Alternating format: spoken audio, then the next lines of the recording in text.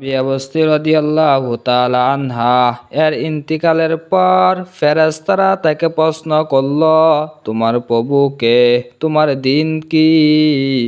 হযরত রাবিয়া বস্তি রাদিয়াল্লাহু তাআলা আনহা বললেন, তোমাদের প্রশ্নের উত্তর আমি পরে দিচ্ছি, তার আগে তোমরা আমার প্রশ্নের উত্তর দাও, তোমরা কোথায় থেকে এসেছ?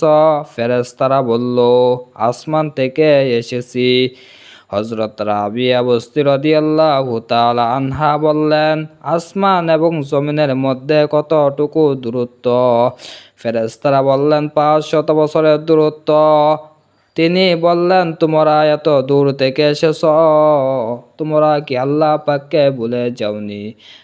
ফেরেশতারা বললেন, না, আমরা আল্লাহকে ভুলে যাইনি। তিনি বললেন, তোমরা এত দূর থেকে আসার পরেও যদি আল্লাহকে ভুলে না যাও, আমি রাবিয়া মাত্র 3.5 হাত মাটির তলে এসেছি। আমি রাবিয়া, আমি আল্লাহকে কেমন করে ভুলে যাইব?